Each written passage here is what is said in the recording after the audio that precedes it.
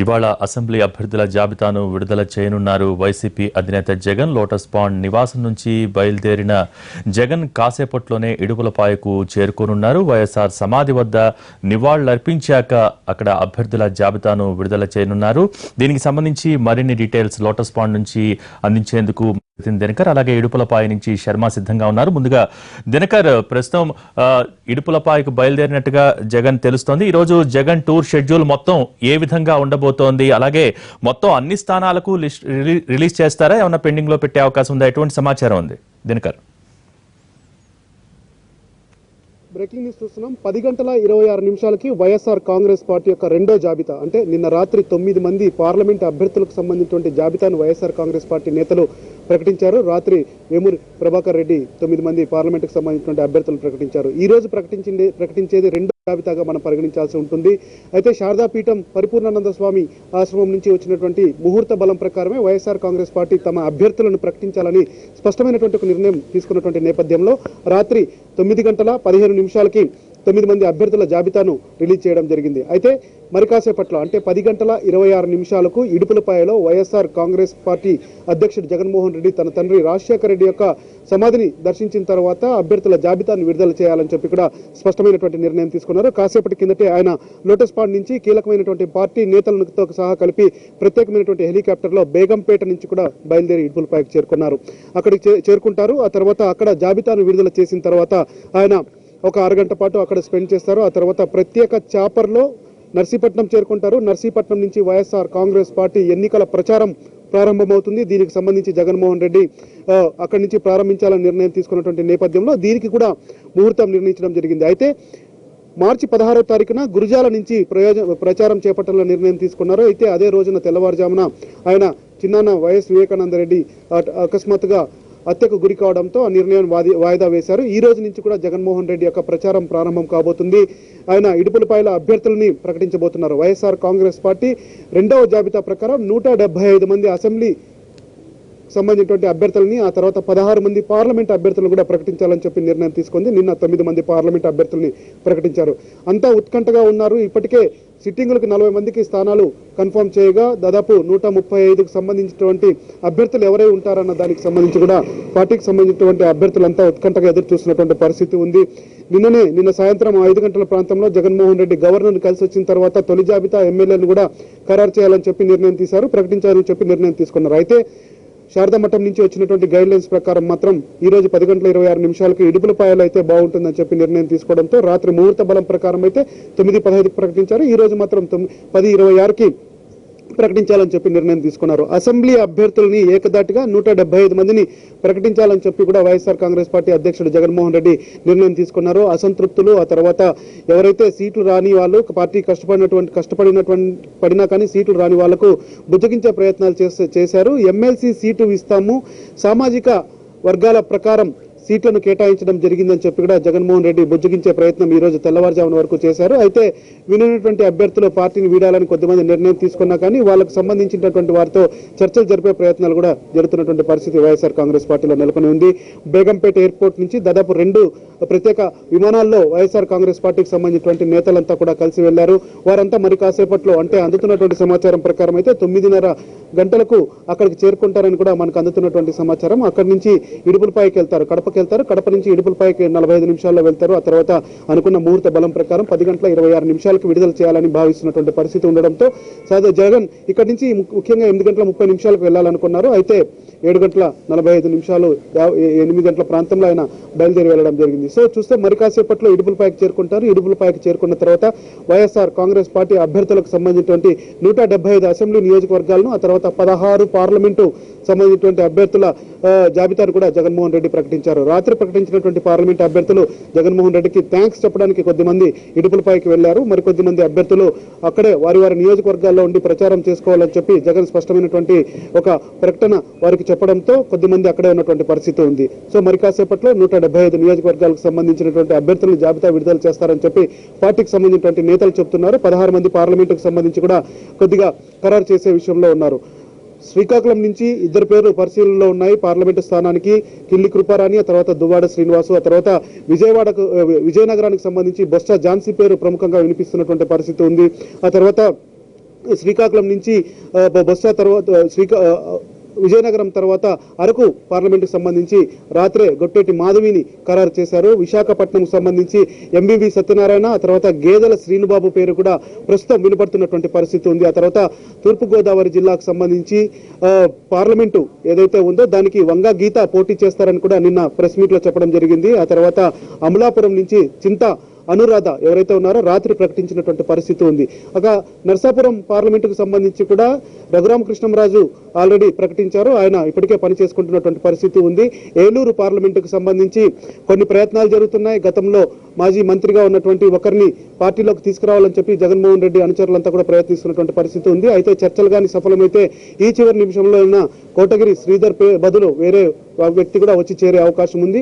Party నుంచి అందుతున్నటువంటి సమాచారం ప్రకారం దాదాపు కోటగిరి శ్రీధర్ కి 80% ఖరారైనా కానీ పార్టీలోకి ఒక సీనియర్ లీడర్ ని తీసుకురావడానికి చాలా మంది కూడా ప్రయత్నాలు చేస్తున్నటువంటి పరిస్థితి ఉంది. ఇక విజయవాడ ఎంపీగా పీవీపీ పేరును ఖరారు చేశారు. మచిలీపట్నానికి సంబంధించినటువంటి ఎంపీగా బందరు ఎంపీగా బాలశౌరి ఇప్పటికే అక్కడ పని చేసుకుంటున్నటువంటి పరిస్థితి ఉంది. గుంటూరు ఎంపీగా మోదుగుల వేణుగోపాల్ రెడ్డి పేరు ఆల్మోస్ట్ ఆల్ ఖరారైంది. అధికారికమైనటువంటి ప్రకటన రావాల్సినటువంటి పరిస్థితి ఉంది. అలాగే నర్సరావు పేటకు సంబంధించి కూడా కృష్ణదేవరాయ విజ్ఞాన యూనివర్సిటీకి సంబంధించినటువంటి లావు రత్తయ్య కొడుకు, తర్వాత లావు కృష్ణదేవరాయ నర్సరావు పేటకు ఆయన పేరు కూడా ప్రచారంలో జరుగుతున్నటువంటి పరిస్థితి ఉంది. ఇక ఒంగోలు ఎంపీగా మాగుంట శ్రీనివాసరెడ్డి నిన్న ఆయన జాయిన్ అయ్యారు. ఆయన పోటీ చేస్తారని చెప్పి కూడా పార్టీలో ఆల్మోస్ట్ ఆల్ సమాచారం ఖరారైంది. ఇక నెల్లూరుకి చివరి నిమిషంలో ఆదాల ప్రభాకర్ రెడ్డి టీడీపీ నుంచి వచ్చినటువంటి వ్యక్తి ఆదాల ప్రభాకర్ రెడ్డి నెల్లూరు ఎంపీగా పోటీ చేస్తున్నారు. సో ఇక అనంతపురం జిల్లా తర్వాత కర్నూలు జిల్లాకు సంబంధించినటువంటి నేతల్లో ఆల్రెడీ కడపకు సంబంధించిన వారిలో కూడా ప్రకటించారు. అవినాష్ రెడ్డి, ఆ తర్వాత రాజంపేట నుంచి మిథున్ ఎంపీగా ప్రకటించారు. ఆ తర్వాత కర్నూలు నుంచి డాక్టర్ సంజీవ్ కుమార్ ప్రకటించారు. అనంతపురం నుంచి గోరెంట్ల మాధవ్ హిందూపూర్ నుంచి గోరెంట్ల మాధవ్, ఆ తర్వాత అనంతపురం నుంచి పిడి రంగయ్య పేరు ప్రకటించారు. అంటే ఆల్మోస్ట్ ఆల్ మనకు అందినటువంటి సమాచారం ప్రకారం అయితే ఎంపీ అభ్యర్థుల అందరి పేర్లు ప్రకటించారు. వైఎస్ఆర్ కాంగ్రెస్ పార్టీ ప్రకటించినట్టే అనుకోవాలి. 9 ఎంపీ సీట్లు ప్రకటించినా కానీ 16 మంది పేర్లు వీళ్ళవే ఉండే అవకాశం ఉంది, ఒక ఏలూరుకు సంబంధించి మినహా. ఇక అసెంబ్లీకి సంబంధించి దాదాపు జిల్లాల వారీగా సామాజిక వర్గాల వారీగా అందరి సామాజిక వర్గాల వారుగా బీసీ ఎస్సీ ఎస్టీకి సంబంధించిన సామాజిక వర్గాల వారుగా అందరి జాబితాను కూడా సిద్ధం చేశారు. 10 గంటల 26 నిమిషాలకు అసెంబ్లీ అభ్యర్థులతో పాటు 16 మంది అభ్యర్థుల పేరును కూడా జగన్మోహన్ రెడ్డి కాసేపట్లో ప్రకటించనున్నారు. Over to studio. Okay, thank you Dinakar. ఇక ఇడుపులపాయ వద్ద మా ప్రతినిధి శర్మ సిద్ధంగా ఉన్నారు. సో దీనికి సంబంధించి మరిన్ని డీటెయిల్స్ శర్మ అందించడానికి సిద్ధంగా ఉన్నారు. శర్మ, ప్రస్తుతం జగన్ ఇంకా ఇడుపులపాయ చేరుకోవడానికి ఎంత సమయం పడుతుంది? డీటెయిల్స్ ఏంటి? భోగి, నేను ఇడుపులపాయలో ఉన్నాను. కాసేపట్లో వైసీపీ అధినేత జగన్మోహన్ రెడ్డి ఇడుపులపాయకు చేరుకోనున్నారు. ఇప్పటికే ఆయన ప్రత్యేక విమానంలో కడపకు చేరుకున్నారు. రోడ్డు మార్గం ద్వారా మరొక 45 నిమిషాల్లో ఆయన ఇడుపులపాయకు చేరుకుంటారు. ఇది వైఎస్ రాజశేఖర రెడ్డి సమాధి. ఇక్కడ ఆయన అభ్యర్థులకు సంబంధించినటువంటి ప్రకటన ఇక్కడ విడుదల చేస్తారు. మొత్తం 175 అభ్యర్థులకు సంబంధించి ప్రకటన విడుదల చేస్తారన్నది ఇప్పటి వరకు ఉన్నటువంటి సమాచారం. నిన్న లోకసభ అభ్యర్థులకు సంబంధించి 9 మంది అభ్యర్థుల పేర్లను ప్రకటించారు. ఇంకా 16 మంది అభ్యర్థుల పేర్లను ప్రకటించాల్సి ఉంది.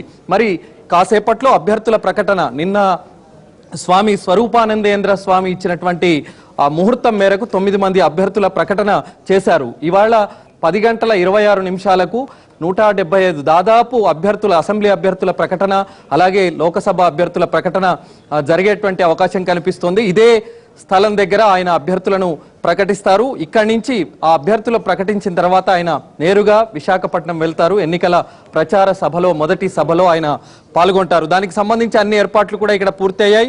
ఇక్కడ కొంతమంది నాయకులు వచ్చారు. కాసేపట్లో వైఎస్ జగన్మోహన్ రెడ్డితో పాటుగా మరికొంతమంది ప్రత్యేకంగా నాయకులు కూడా ఇక్కడికి చేరుకునేటువంటి అవకాశం కనిపిస్తోంది. రేపు నామినేషన్లకు సంబంధించి రేపు ప్రారంభమవుతుంది. 18 నుంచి 25వ తేదీ వరకు నామినేషన్ల ఘట్టం జరుగుతుంది. 25 తర్వాత 26 నాడు స్క్రూటినీ, 27, 28 పరిశీలనకు సంబంధించిన తర్వాత విడ్రాయల్ ఉంటుంది. 28 తర్వాత ఇక ముమ్మరంగా ప్రచారం కొనసాగుతుంది. అవతల కేవలం 9వ తేదీ సాయంత్రం 5 గంటల వరకు మాత్రమే ప్రచారం జరుగుతుంది. కాబట్టి తక్కువ సమయంలో మరి ప్రచారానికి సంబంధించి అందరూ ఇప్పటికే అన్ని ఏర్పాట్లు చేసుకున్నారు. ఇప్పటి వరకు 67 మంది, ఇంతకుముందు గత ఎన్నికల్లో 67 మంది గెలుపొందారు. అందులో 23 మంది తెలుగుదేశం పార్టీలోకి వెళ్లారు. 44 మందికి సంబంధించినటువంటి ప్రస్తుతం వైసీపీకి సంబంధించినటువంటి ఎమ్మెల్యేలు ఉన్నారు. అందులో ఒక రాజంపేటకు సంబంధించి కొంత మార్పు జరిగేటువంటి అవకాశం ఉన్నట్టు గతంలోనే ప్రకటించారు. కాబట్టి ఇవాళ ఎంతమందిని ప్రకటించేటువంటి అవకాశం ఉంది? మొత్తం ప్రకటిస్తారా? మొత్తం లిస్టు ప్రకటిస్తారు. ఎంపీలు ఎమ్మెల్యేలు ఎవరెవరు కంటెస్ట్ చేస్తారో వాళ్ళందరి పేర్లు ఇతను అఫిషియల్గా ఉంటాయి. మీరందరూ కొద్దిగా స్పెక్యులేషన్ ఇచ్చారు ఇంతకుముందు, దానికి క్లోజ్ చేసి అఫిషియల్గా అనౌన్స్ చేస్తాడు. మొత్తం 175 అసెంబ్లీ, మిగతా 16 మంది పార్లమెంట్.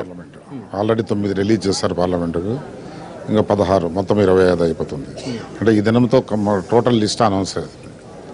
రేపటి నుంచి నామినేషన్లు అంటే ఎలా విడతల వారీగా ఉంటుందా? ముహూర్తాలు ఎవరికి వాళ్ళు చూసుకునేటువంటి అవకాశం ఉంటుంది? నామినేషన్స్ వాళ్ళ కన్వీనియన్స్ని బట్టి వాళ్ళ మంచి దినాలు మంచి ముహూర్తాలు ఇవన్నీ చూసుకొని వాళ్ళు నామినేషన్ ఇస్తారు. నామినేషన్ ఇచ్చిన తర్వాత ఇంకా విత్డ్రాయల్ అయిపోయిన తర్వాత ఎలక్షన్ క్యాన్వాస్ మొదలవుతుంది. 9వ తారీఖు కంపెయిన్ క్లోజ్ అవుతుంది. 10th ఉండదు కంపెయిన్. 11th నుంచి పోలింగ్. ఇవాళ 10 గంటల 26 నిమిషాల ముహూర్తం అని పెట్టుకున్నారు కదా? అది మీరు చెప్తున్నారు, ఆ స్వామి ఎవరో చెప్పారని, కానీ మాకు ఇన్ఫర్మేషన్ లేదు. ఎట్లా ఉంటుంది సార్ ఈసారి? చాలా రసవత్తరంగా సాగేటువంటి అవకాశం ఉంది. అలాగే వైఎస్ వివేకానంద రెడ్డి హత్యకు గురైనటువంటి నేపథ్యంలో వైసీపీ సాడ్ ఇన్సిడెంట్, చాలా దారుణమైన ఇన్సిడెంట్. దాని వల్ల ఎలక్టోరల్ ప్రాస్పెక్ట్స్ ఏమీ అఫెక్ట్ కావు, ఇంకా కొద్దిగా సింపతినే ఉంటుంది. కానీ ఎందుకంటే అటువంటి మంచి వ్యక్తిని ఆ విధంగా ఘోరంగా చంపడం అనేది దానికి కొంత లేనిపోని అభాండాలంతా వేస్తున్నాడు చంద్రబాబు నాయుడు గారు కానీ వీళ్ళంతా. అవి ప్రజలు నమ్మే పరిస్థితులు లేరు. అతనికి అలవాటు చంద్రబాబు నాయుడుకి ఇవన్నీ చేయటం అన్నమాట. అందువల్ల ఒక ముఖ్యమంత్రిగా ఆ విధంగా మాట్లాడటం కూడా మంచిది కాదు. అతని గురించి ఎక్కువగా చెప్పడం కూడా మంచిది కాదు. ఎందుకంటే ఎప్పుడో వదిలేశాడు అడ్మినిస్ట్రేషన్, పరిపాలన అనేది గాలికి వదిలేశాడు. ఇప్పుడు మొత్తం 67 మందిలో 23 మంది టీడీపీ వైపు గతంలో వెళ్ళిపోయారు. 44 మంది సిట్టింగ్లకు పూర్తిగా ఇచ్చే అవకాశం ఉందా? ఎవరు? చంద్రబాబు నాయుడు గారా? ఇక్కడ వైసీపీకి సంబంధించిన అభ్యర్థి వీలైనంతవరకు అన్ని అకామిడేట్ చేసింటాడు. ఎందుకంటే 175 మించి ఇవ్వలేరు కదా. కాబట్టి 175 ఉన్న 44 మంది సిట్టింగ్లు ఎవరైతే ఉన్నారో వాళ్ళందరికీ అవకాశం వస్తుంది. అందరూ ఇప్పుడు ఈ జిల్లా ఉంది, ఈ జిల్లాలో ఆల్మోస్ట్ ఆల్ సిట్టింగ్ మెంబర్స్ అందరినీ అకామిడేట్ చేశారు. ఒక రాజంపేటకు సంబంధించి రాజంపేట మేము ఓడిపోయాము, మా మల్లికార్జున గెలిచాడు అప్పుడు. ఇప్పుడు మాతో ఉన్నాడు కాబట్టి ఆయనే క్యాండిడేట్. కాబట్టి ఆల్మోస్ట్ ఆల్ సిట్టింగ్ ఎమ్మెల్యేలందరినీ అకామిడేట్ చేస్తారు. కానీ ఒక వార్త వినిపిస్తోంది, మీకు ఈసారి ఆపేసి అమర్నాథ్ రెడ్డి గారికి ఇవ్వాలన్నది. అది నిజమేనా? గతంలో కూడా ఆయన ప్రకటించినట్టున్నారు. ఇది చాలా ఇబ్బందికరమైన విషయం. కానీ ఆ విధంగా జగన్మోహన్ రెడ్డి గారు చేస్తే ఏమీ ఎలాంటి ప్రాబ్లం లేదు. మాకు కావాల్సింది ఒక ఏకైక జగన్మోహన్ రెడ్డి గారు సీఎం చేసుకునేది ఒకటే తప్ప ఎలాంటి అభ్యంతరం లేదు. అటని ఎవరికి ఇచ్చినా పర్వాలేదు. ఏమంటారండి మీరు? నాకు జగన్మోహన్ రెడ్డి గారు నన్ను నిలబడమన్నా నేను నిలబడి ఇంకా. ఎందుకంటే ఒకసారి మల్లికార్జున రెడ్డికి సపోర్ట్ చేసి తిరిగిన నేనేంటంటే ఒకసారి వన్స్ డెసిషన్ తీసుకుంటే మళ్ళీ నాకు మార్చుకునే అలవాటు ఎప్పుడు కూడా లేదు. తప్పకుండా నేను మల్లికార్జున రెడ్డికే సపోర్ట్ చేస్తాను. నాకు టికెట్ ఇచ్చిన ఆయనకి ఏమని చెప్తా.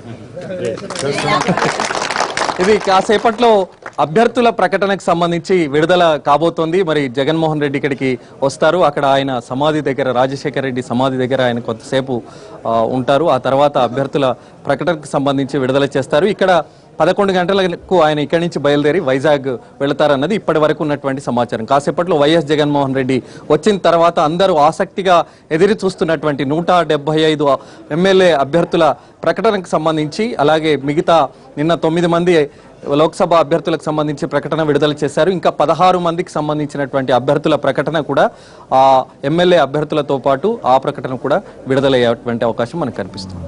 Vote studio.